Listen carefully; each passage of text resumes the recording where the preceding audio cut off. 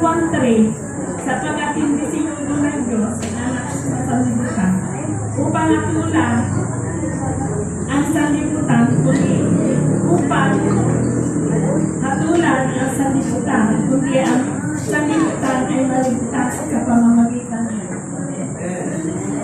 Ang ibig sabihin, para maligtas niya ang bayan natin sa mga bagyo, lindol, at iba pa, tulad ka na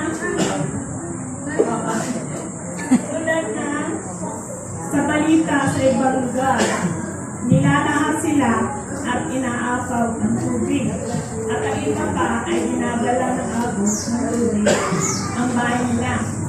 Kaya kahit papaano rito sa atin, hindi nangyayari ang mga ganon sa kalunod-lunos ang mga nangyayari. Kaya kailangan tayong lahat ay laging manalangin sa Panginoon para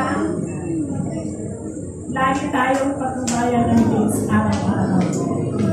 At sa pamumuhay natin sa bayan ito, huwag kalimutan lagi tumawag sa Diyos at tayo ay kanyang ligtas.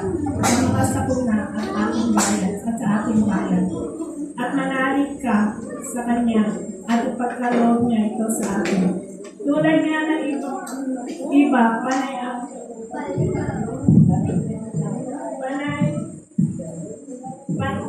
panalangin nila. Hindi ba ang araw pinagkaloob sa kanila? Kaya tayo, kung anumang panalangin niyo, ipatutupad ninyo para kaya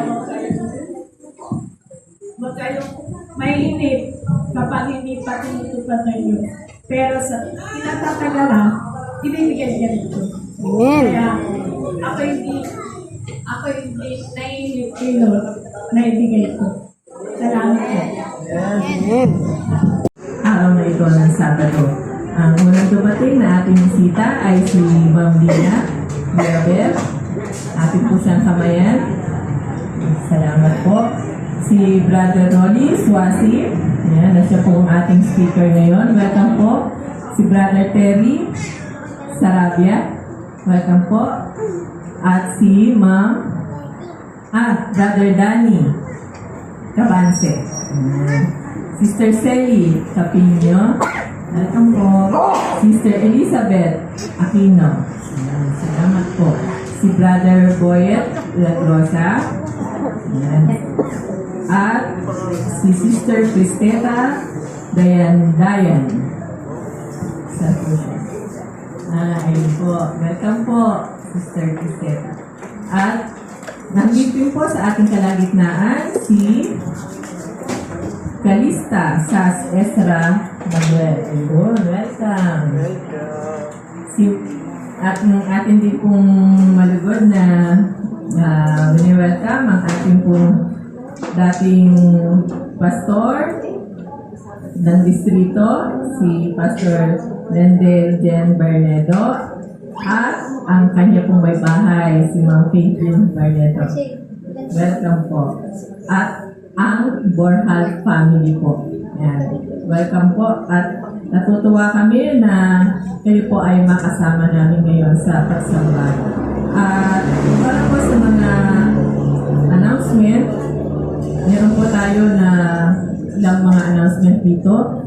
Mamaya pong hapon, ang Branch Sabbath School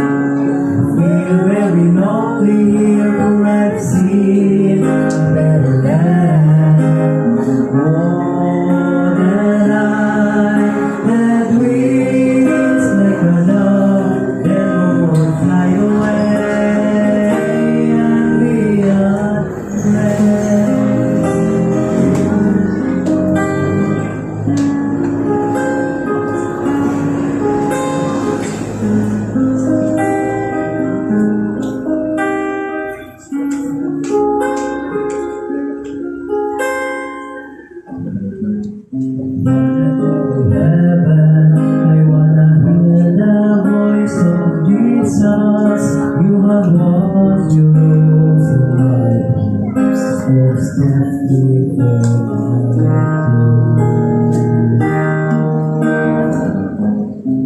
I get to heaven, I pass my crown at Jesus' feet. I wanna praise His name forever. He has done so much for me. Times I think that I could stay here longer. Very lonely here I've seen a better land. More than I had dreams like a love that will fly away and beyond rest.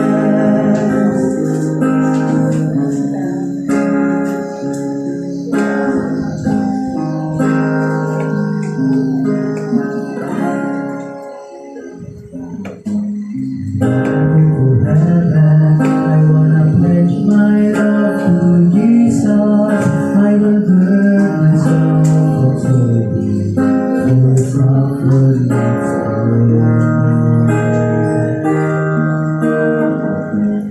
when I get to heaven, I wanna sit at Jesus' table, or to eat the food of God, to go back to heaven.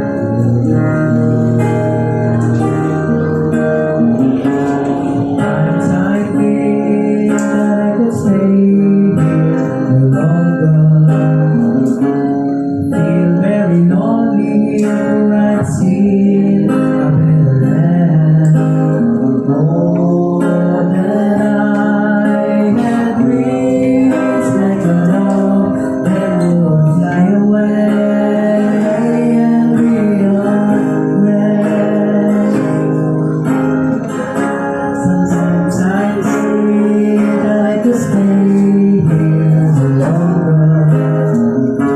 I feel very lonely here I've seen a better land. Oh, and I had dreams like a love that would fly away and beyond rest. Oh, that I had dreams like a love that would fly away and beyond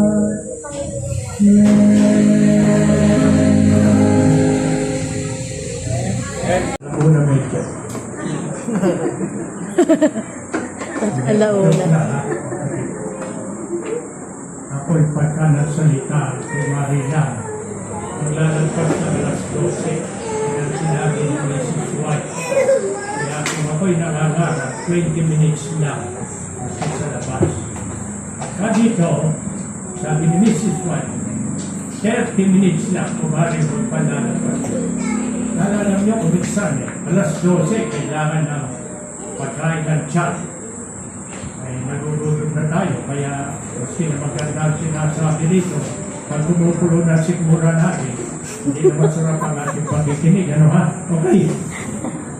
Gusto ko muna magkwento ng isang kwento. Lagi sa pulso. Bagaman Sa ito pula, ang hindi ito mensahe ng Diyos. Bagaman merong magandang diksyon sa kwento ito. Okay? Ang kwentong ito ay tungkol sa isang lalaki. Ang lalaking ito ay nakatira sa bundok. Isang araw, ang lalaking ito ay bumaba sa bayan para bumili ng kanyang kailangan. Okay? Meron siyang kabayo. Yung kabayo niya hindi na sinakyan. Akay-akay niya. Tapos ay naglalakad. Dumating siya sa isang unang barangay. Dumakita siya ng mga tao. Akay yung kabayo niya. Ang sabi ng mga tao, "Hoy! Sira ka ba? Bakit akay-akay mo yung kabayo mo?" Ang ginawa niya, sinakyan niya. May sakay siya. Dumating siya sa ikalawang barangay. Nakita siya ng mga tao. Ang wika ng mga tao, "Hoy! Sira ka ba? Ang liit-liit na kabayo, payat pa. Sinakyan mo pa?" Galing ka pa sa bundok? Bumaba siya ngayon. Kanina, akay kita. Sabi na babae, sira ang ulo. Ngayon, sinakyan kita, sira din ang ulo ko. Papasanin na kita ngayon. Pinagsan niya. Pasan, dapating sa sabihin barangay. Uy, sinapa ang ulo mo. Bakit mo pasak-pasan yung kabayo mo? Pinagsan na ngayon. Kanina, akay kita, sira ang ulo ko. Sinakyan kita, sira ang ulo ko. Pinasak kita, sira ang ulo ko. Anong gagawin ko? Mga kapatid, ano leksyon doon? May nakuha kayo leksyon? Ang leksyon doon, ano man ang gawin natin sa buhay na ito, huwag kang wasang pupunihin ka. Kasi na, ang magaling, gumawa ka. Punihin ka hindi ng tao, basta nakagawa ka ng mabuti. Sapagkat ang ating Panginoon ay gawa ng mabuti, hindi siya pinuli. Okay? Okay. Amen. Noong 1952, ang inyong lingkod ay 14 years old. Bata pa tayo, 88 na. That's correct. Noong 1952, marami akong kaibigan, mga binata. 25, 24 years old sila. Nag-uusap sila. Pinag-uusapan ko minsan, yung sinong liligawan mo?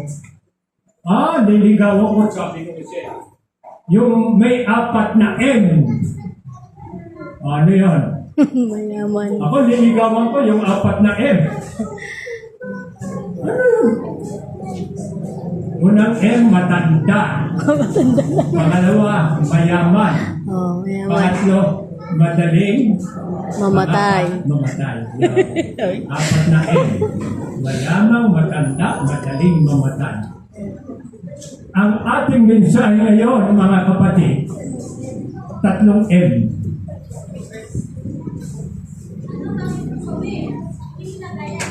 Tatlong M. Hindi 4. Yung 3 M na yon ay masusumpangan sa Thessalonica, 1 Thessalonians 5:16 hanggang 18. Ano yung unang M? Mga galak. Ang sabi ni Pablo, 1 Thessalonians 5:16, ang wika rito, Ayun pala. mga galak kayong lagi. Magalak kayong lagi. Walang kondisyon. Magalak ka, malaking bahay mo. Magalak ka, mayaman ka. Magalak ka, sapagkat may 10 ka palang hektaryang lupa. Magalak ka, marami ka palang pinaupang apartment. Ganun ba? Walang kondisyon, ano? Mga galak kayong lagi. Mayaman ka, mahirap ka, wala kang bahay. Katulad ko sister, wala kang bahay. Hindi kayo maniniwala. Akala nyo, mayaman ako. Mga kasama ka, yung maniwala, mahirap ako eh. Mabuti kayo, may bahay eh. Ako wala. Malaking bahay ko. Pero eh, kasi sigil lang sa amin nung Martes yata. 11,500. Muka.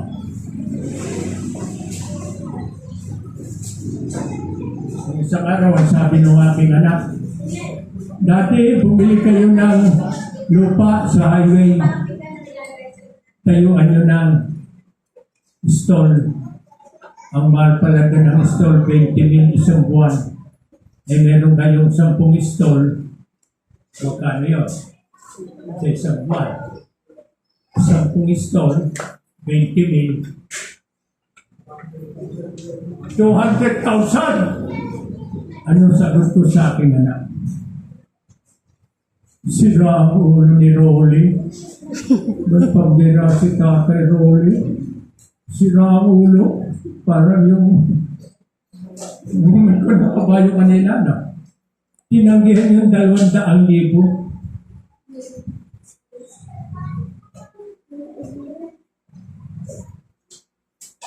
Kung hindi ko tinanggihan yung system. Iniisip ba nyo, nandito ako sa harapan nyo? Iniisip mo magkakasama tayo, brother boy. May mahilig ako sa politika.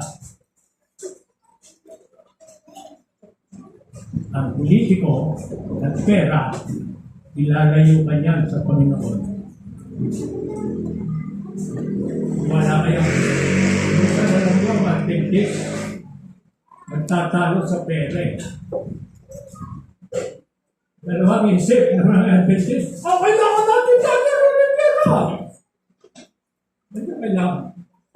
Hindi ko kailangan ng pera sapagkat sa Biblia, isang lalaking mayaman.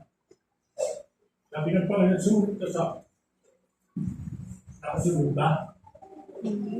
Hindi. Pero gusto niya malis ka. Gusto niya makarating sa langit. Panginoon, ang ganda ng sinasabi mo. Sinusundan kita rito. Ang ganda ng... Gusto mo makarating sa langit. Anong gagawin ko? Ano sabi ng Panginoon? Gusto mo makarating sa langit? Sumunod ka sa utos. Sabi ng lalaki, Panginoon, malis pa ako. Sumusunod na ako. Dinadala ko ng aking anak. Ng aking ina sa Kapilya. Sa Santa Lucia, malit pa ako, nangingilin na ako ng Sabado. Malit pa ako, hindi na ako kumakain ng marumi.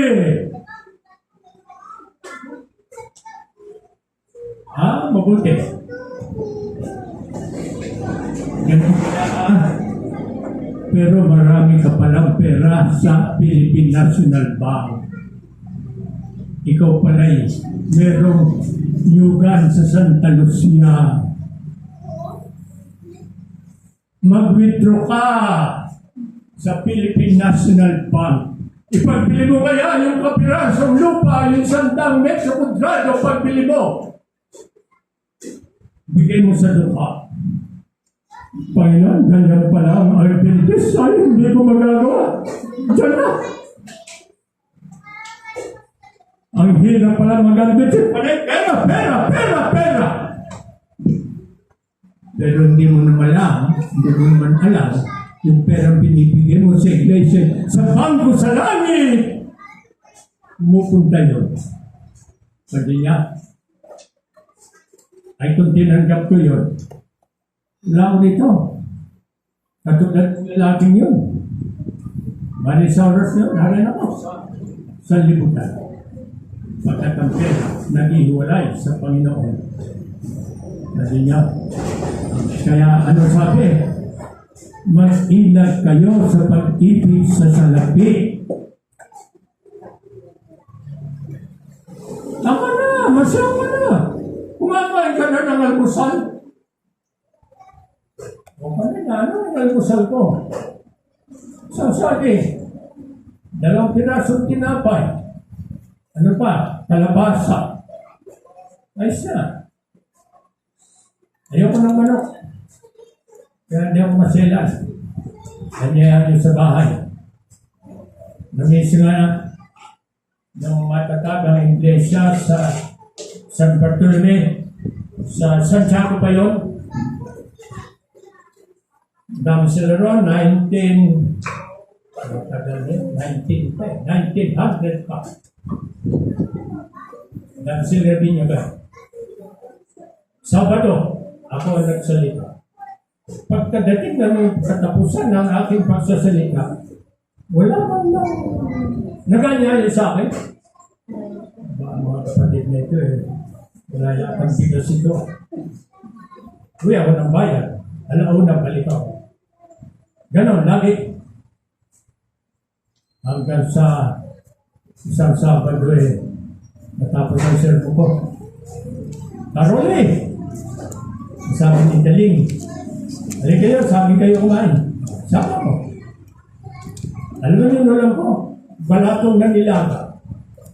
Nanonood sila, dami rin nanonood. Kaya kumakain. Aba, kumakain pala kayo yan. Wala na hindi mo pagkain ito. Balatong na nilaga. Kumakain niya ako nang wala. Ano ko? Hindi mo alam yung kumakain nang wala? Ano yung kumakain nang wala? Hindi sa gutom. Kakanin mo yung wala. Hindi gutom. Sumunod. Sabi ni Makiko, lolo ni John Reyes. Caroline, hindi kayo sa bahay. Kanta. Ang ulam naman doon ako, unang pagkakataon nakating mo ubod daw nyo. Ang sarap pala, talagang ubod ng sarap. Yung palang ubod ng nyo, ubod ng sarap. Mga kapatid, hindi tayo maselang. Ha? Huwag na. Anong sabi? Ni Mateo. Ay, ito Mateo. Tingnan niyo. Ano sabi niya? Chapter 6. Ano sabi? Kung may pagkain na kayo at pananamig, masarap. Hindi ka mga pala. Ito kami po ito. Alam niyo ito? Tingnan niyo ako. Lahat ng nakikita niyo sa akin, bigayaan.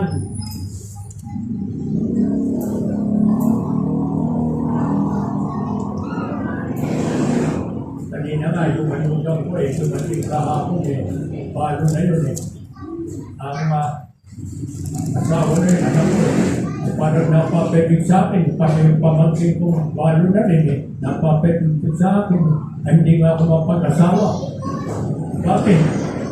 Pakakain ko sa asawa ko. Damo. Kaya pera ko na 4,000. Bigay ka ng SS lang yun. Okay. Mga kapatid, magkalak kayong lagi.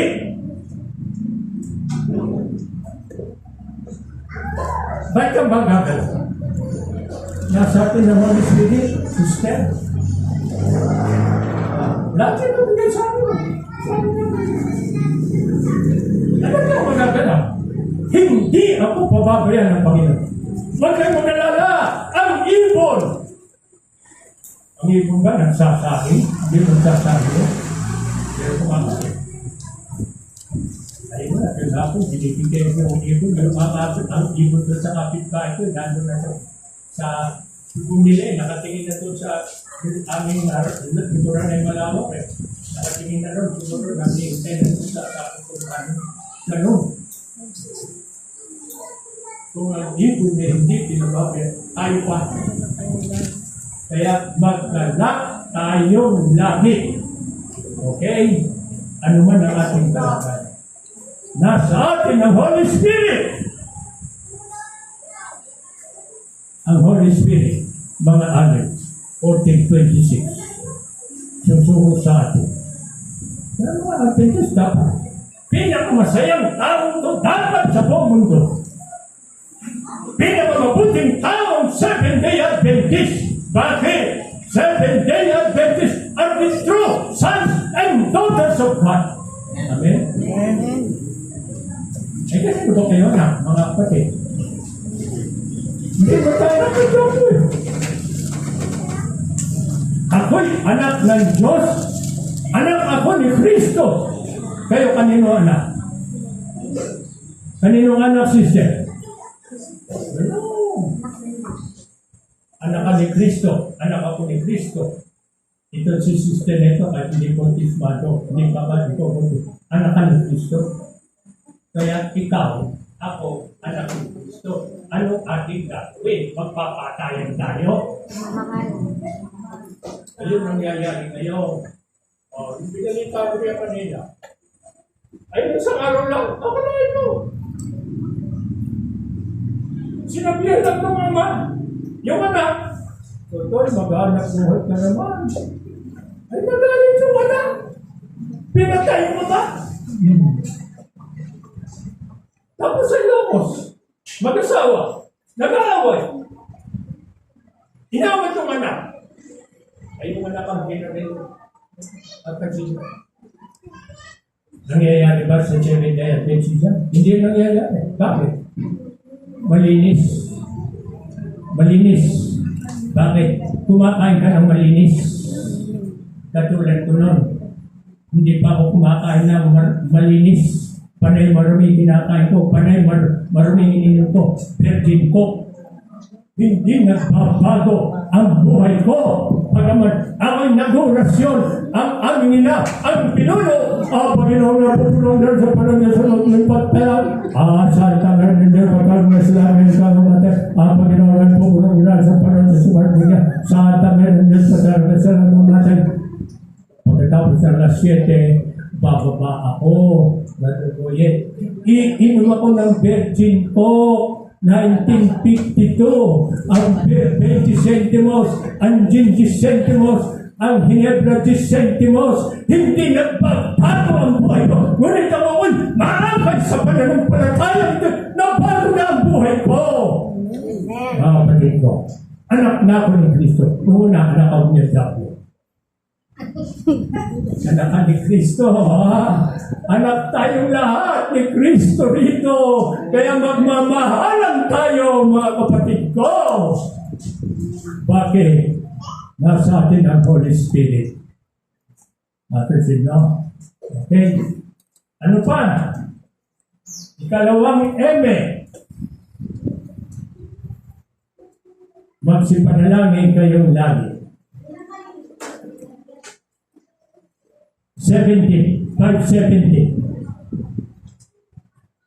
Yun. Magsipanalangin kayo na. Sister, magsipanalangin ka na. Nung kami katulog ko pa, ay 90 kami. Nananalangin kami. At lalo na ngayon, magsipanalangin kayong walang patid. Ang may utang sa iyo, panalangin mo din. Kung pananalain, mapangkasan ng tricycle niya. Hindi gano'n. Panginoon, pagpalain si Tatay Rolly, may utang sa akin yan. Sana makasumpong siya ng pera sa dan. Makabait sa akin. Ay, papanalangin mo ako mamatay. Hindi daw nagbayad ang utang sa iyo. Ipanalangin mo ang iyong kapatid. Ipanalangin mo yung kaaway. Magkaroon ng pagkain. Panalangin mo. Ibigay mo ang kaaway mo. Naalala ko yun sa Mapita. Nagturo kami sa Mapita. Ang ganun ng kapilya ron. Si Brother Dayan. Natayo ang Mapita. Ganda ng kapilya. Parang ito rin. May nahikayat doon si kapatid Nalus Banaat. Leader ng para siyang maliit na kasi ang Mapita. Kaya tayo nakarin ng 2 oras lang. Maliit na ang Mapita. Naakay si Ros Banaat, isang laywoman ng Mapita, kilalang sa Mapita. At naakay din si Lydia de Castro, matanda yung Lydia de Castro. Ang Lydia de Castro naman ay taga-kolekta ng body sapagkat ang simbahan ng Mapita mahirap lang.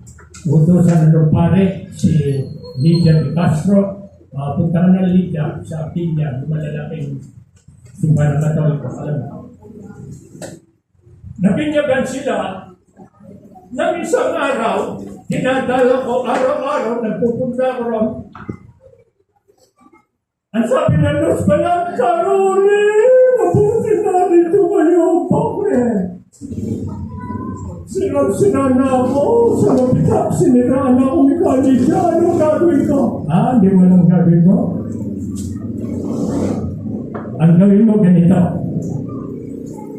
manalangin ka, ipanalangin mong maibig mo siya, at ipanalangin mo maibig ka niya.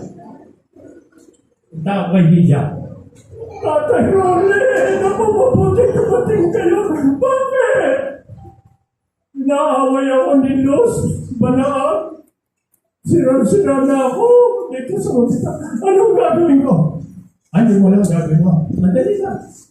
Manalangin ka, panalangin ng sinus pa na, mahalin ka niya, at panalangin ng sarili mo, mahalin mo rin siya. Nasundo. Hindi na ako nagpupunta ron. Wala na si Daya. Napalita ako ng taway niya. Ewan ko, nag-away na ulit. Sabi ng district pastor.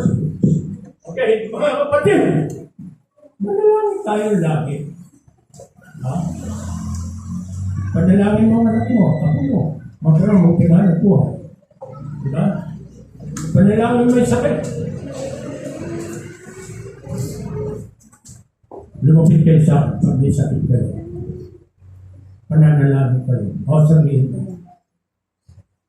Pag pinanalangin kayo, sigurado, mangyayari yung gusto niya siya.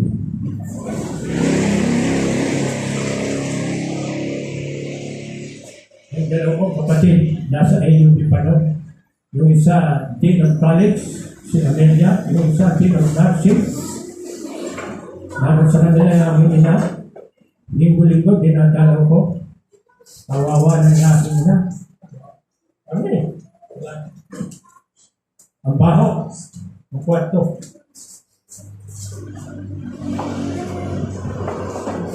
Hapon ng linggo, alis na ako. Amelia, siningawin na ako. Kuya, sandali. Bakit? Panalangin mo na si Pag. Panalangin mo na. Gaganda na kayo. Sige, panalangin tayo. Pagkakang kung hindi ka sa lantos, kung hindi nyo ang aking panalangin, kunin mo na ang aming nandito sa naghihirap. Martis na umaga, bawa. Kuya Raul, kung ka na kayo dito, wala na siya. Panalangin tayo. Pagka'y kabubuti, titinggin ng Panginoon niya. Ay kabubuti.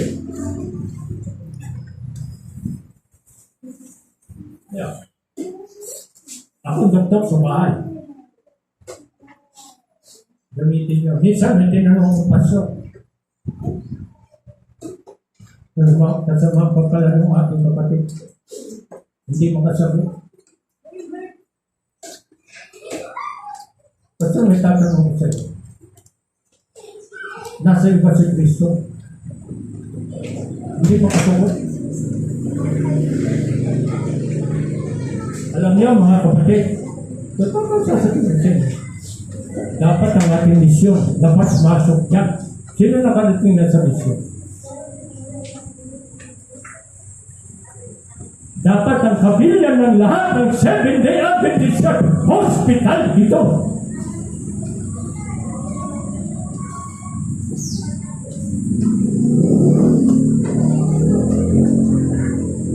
Ibig sabihin, at punta ka doon sa kapilya, kung saan tayo siya, natin mo matanda sa iglesia, pagdating sa pala. Ay punta ka sa kapilya ng Santa Isabel, doon sa mga sanatista, ay pagdating sa pala, nandun, matanda sa iglesia ka. Pagdating sa anak ko, hihipon lang yung sakit mo. Tulad ko, hihipon ko lang ang sakit mo. Nakakaligyan. Wala na ako sa bahay. Bago nasa hospital ako. Ano sabi ng doktor? Si Dr. Alan, nagkakasabi. Anthony Alan, sa ating anak ito. So, hindi mo na kayong sakit ha. Hindi ko yung masabi sa kanya. No? Hindi ko yung masabi ito. Ang doktor ko si Cristo. Wala na. Wala na. Magsipanalangin kayong walang pati. Pati na. Nasa inyo si Kristo. Siya, nasa inyo si Kristo. Kung naniniwala ko nasa inyo si Kristo, babalik ka. Ay hindi. Adventist, papatingin sa albularyo. Pati niya. Si Herson Nicolas, kamag-anak pa ng hipag ko. Nagsasabi ko na. Bakasyon ako. May nagsabi sa akin. Kuya Raul, si Herson, di sa akin. Pinunta ko. Habang narito, dalawang muna kong kapatid. Ginagamot ko.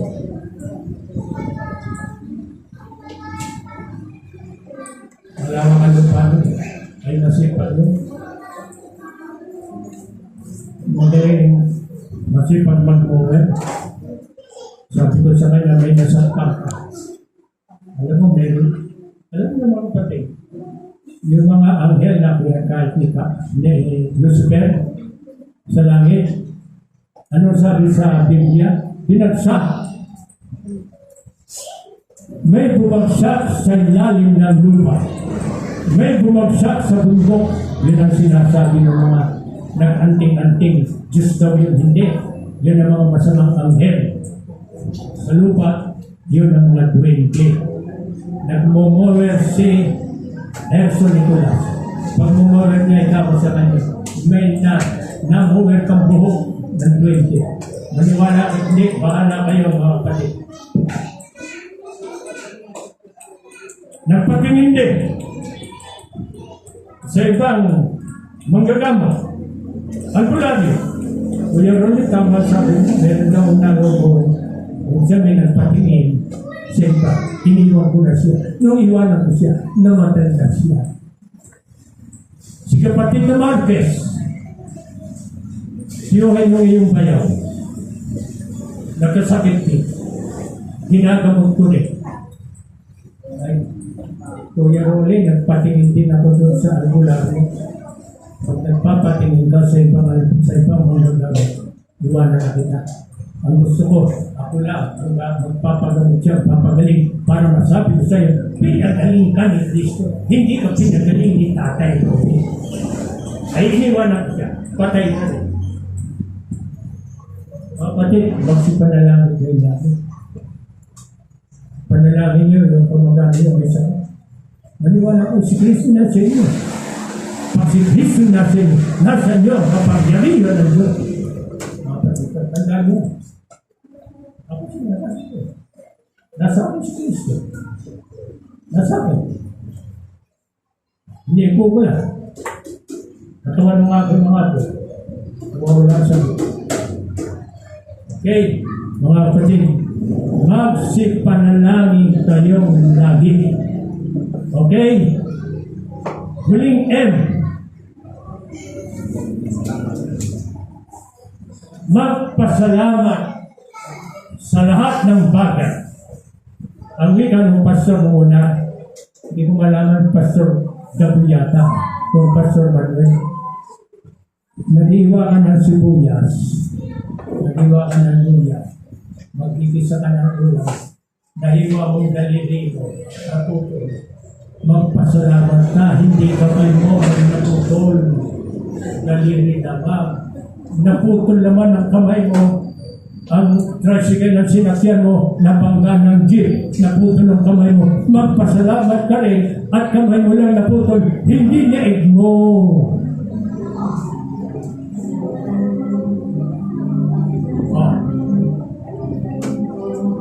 Naksidente ako sa Saudi. Naksidente ko. Natuklap ang balat ko.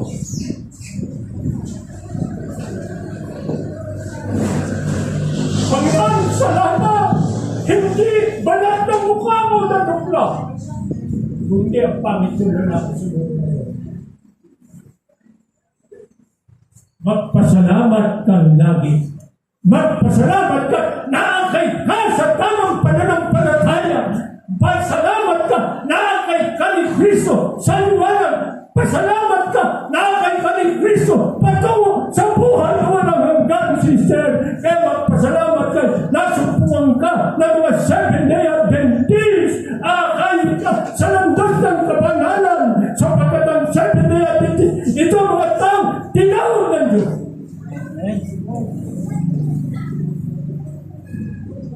Ano ulit ito? Yung tinuro mo dyan, kanina, sino nagtuturo ng 10 utos? Wala, 7-day Adventist yan. Bakit hindi ito may tuturo ng lahat ng religion? Mangyari, Sabado eh, 4 na utos. At tingnan niyo, alam mo ba banggitin ko ito sa inyo? Kasi tayo binabanggit niya, namin si Eli Suriano. Alam mo si Lord Eli Subiano? Naku!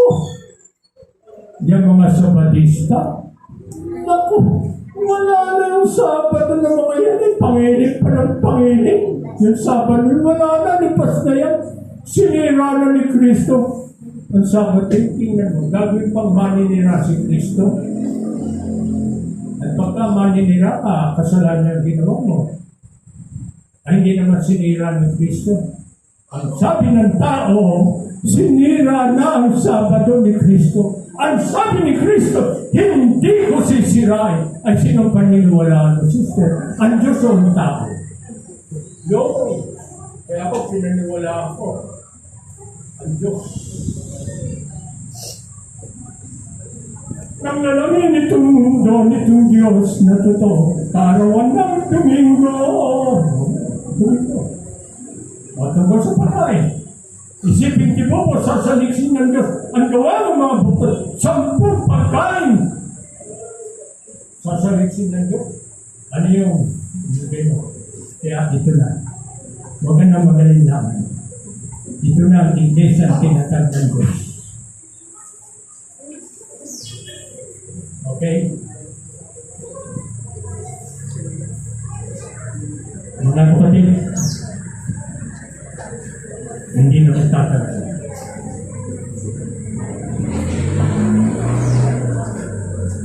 Sinasabi ko sa inyo, hindi na magtatagal. Baka 5 taon lang, 6 na taon, magwawag sa ating mundo. Kung alam niyo, basahin niyo chapter 30 ng Apocalypse. Alam ba niyo? Ang Papa, sino Papa? Okay, sino nakakaya? Anong lahi ng Papa ngayon? Pilipino, Papa? Amerikano? Bombay? Hindi nyo alam? Makikinig kayo ng takbo ng mundo para ang Papa ngayon, Amerikano. Yung Apocalypse chapter 13, at sinasabi ron, ang magpapatas, hayop yun, 2 hayop yun eh. Yung hayop na isa, tumutukoy sa Amerika. Yung ikalawang hayop, tumutukoy sa Papa. Ang Papa, uutusan ng Amerika. Pasambahin mo na ang mga tao sa buong mundo. Sasamba ng linggo. Ang hindi sasamba, hindi mga bibili. Kaya kayo mga Adventist, sinasabi ko sa inyo ito, mga kapatid ko. May pera kayo ngayon sa bangko, i-withdraw na ninyo, impuno nyo sa bayo. Pagkat inabutan kayo ng pangingilin ng linggo, hindi kayo namili ng linggo. Sayang ang pera. Kaya ako walang pera sa bangko. Ito magpepera. Sayang. Nakuha ba niya? Basahin niyo, chapter 13 yan. Apocalypse.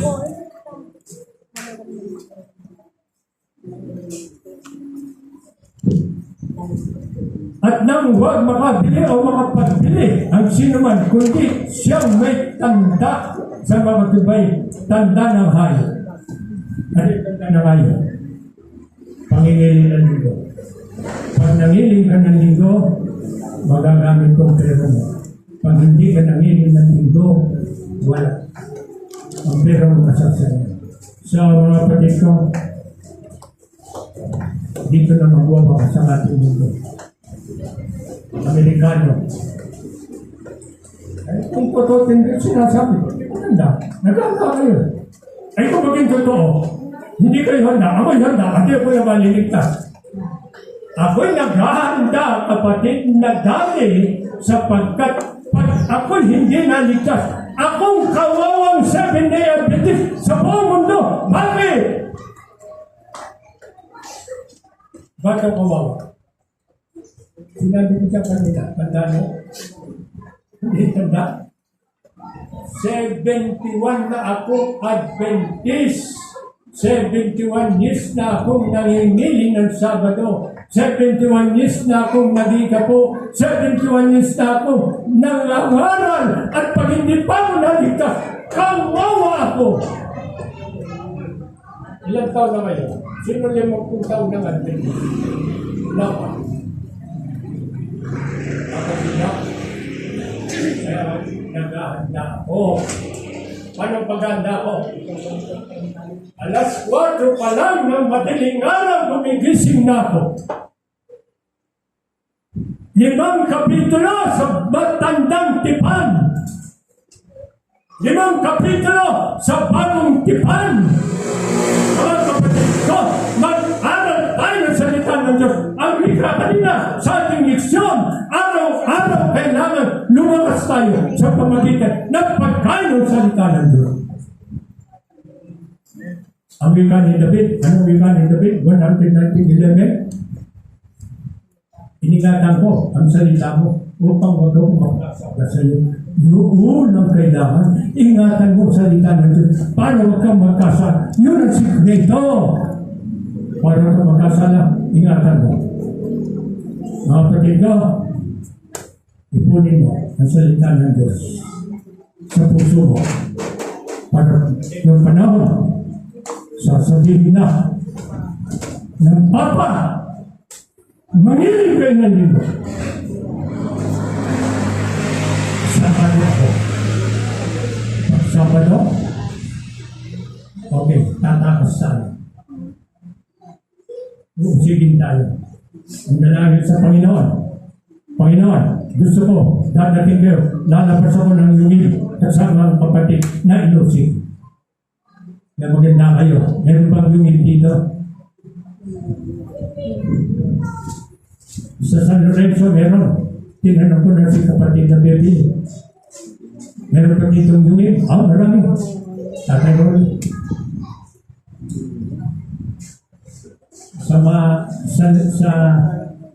Santa Lucia, Dolores, tinanong ko sa kapatid na Nelly, may lungil pa dito? Meron. Nag-aanda ng Diyos ng lungil. Kaya lang ang hindi makakatakbo, huhulihin. Pupunta kayo ng ulo. Ako, di ba, sabi ko nga sa mga kapatid, kahit 10 ulo ko, papupunod ko sa kanila, sige, magsama kayong pugutin ang ulo ko. Papasok naman ako sa langit na may ulo. Ang masama, hindi ko papasok sa langit. Papasok ka na sa langit. Sa mga kapatid, ano sabi? Ayun, sinabi namin yun at sabi ko, upang huwag kong magkasala na pansin, na kailangan natin. Ipunin natin ang kayamanan sa langit. Ang wika ni Kristo, huwag kayong mag-ipon ng kayamanan sa lupa. Ano yung kayamanan sa lupa? Magandang bahay, lupa, ano ba? Marami. Ngunit, hindi na mahalaga sa ating Panginoon. Ang mahalaga sa ating Panginoon, ang wika ni Mateo, mag-ipon kayo ng kayamanan sa langit. Ang kayamanan sa langit, ang pananampalataya sa ating Panginoon. Huwag tayong lalayo sa Kanya. Huwag tayong bibitin. Hawakan natin ang pananampalataya ng Adventista sapagkat ito, ang pananampalataya ang magliligtas sa atin. Ang gandong sa langit. Pagpalaan tayo ng Panginoon. Amen.